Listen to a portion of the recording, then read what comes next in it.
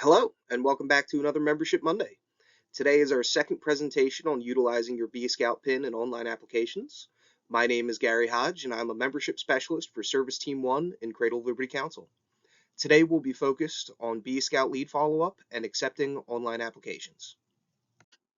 Last week, we covered the first part of ringing your bell for membership with discussing how to ensure that your BeAScout pin is updated and accurate, as well as how to enable online applications. Now we will be covering the second requirement, utilizing online apps, as well as an extra bit on how to follow up with any hits you may receive on BeAScout.org. The final requirement for your membership bell, planning and conducting your open house, will be covered in a future video. So, with that in mind, today we will learn how to access your unit's leads and online apps, learn how to reach out to leads and why it's important, and learn who can accept online applications and how they can do so.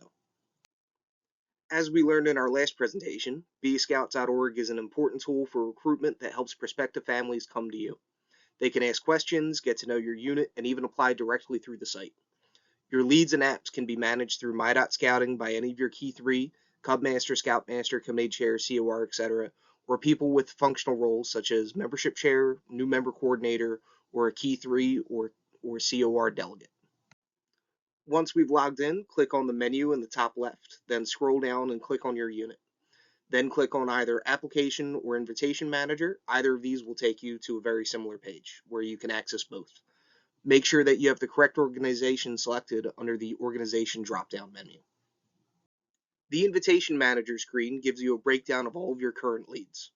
This shows brand new leads that you haven't seen, open leads that you've previously accessed, leads that have sat too long with no response and are waiting to be reassigned either back to you or other units, leads that were unresponsive and closed, leads that you have sent online apps to, and leads that have filled out an online application and have been completed.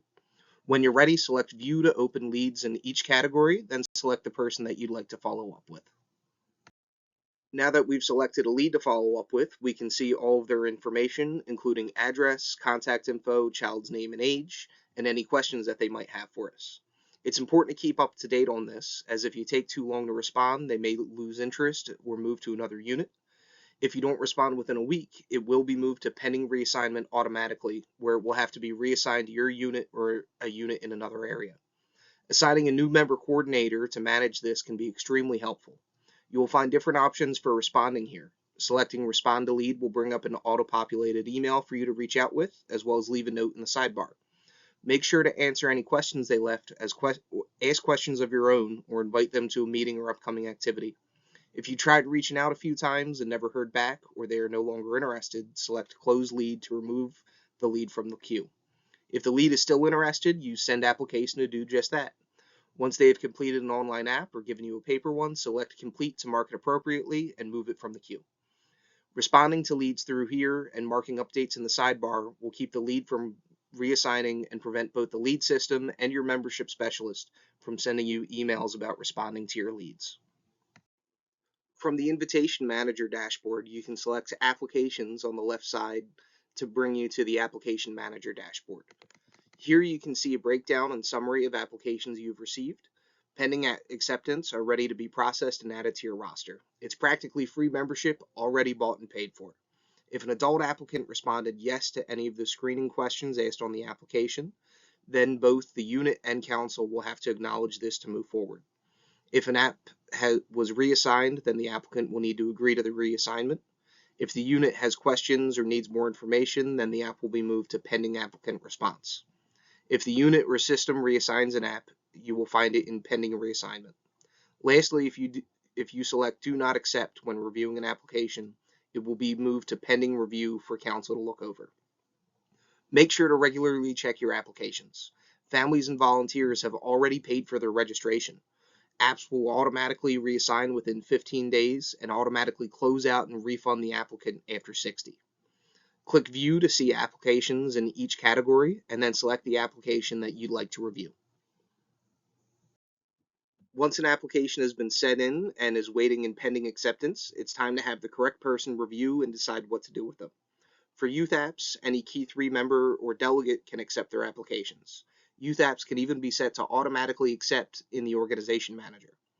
However, adult apps need further review and can only be accepted by your COR.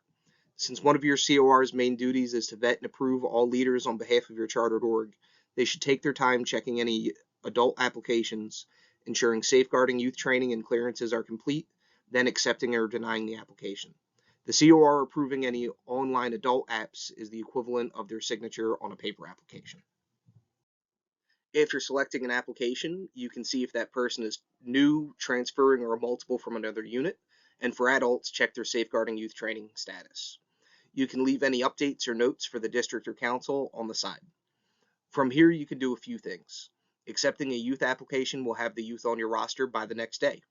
Adult apps are sent to National for a criminal background check, which can take up to 5 to 7 days. Once they have passed the background check, your new leader will be added to your roster.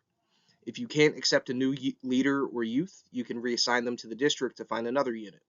If you can't accept them for any reason, you can click Do Not Accept to flag them for council review. If you have more questions about prospective leaders, you can return the application to them and send it into pending applicant response. If the application is waiting to be accepted, but the applicant hasn't taken SYT yet, use Send SYT email to give them a reminder to complete it. You can also review parts of their application by clicking Basic Information or Background Information to review their responses. Thank you for joining us for another Membership Monday. We hope that you found this information useful and will use what you learned to help grow your unit. If you'd like to leave a review of this series or have any burning questions that you'd like answered during our membership staff Q&A, scan the QR code or use the link shown here. Thanks again, and we'll see you next week.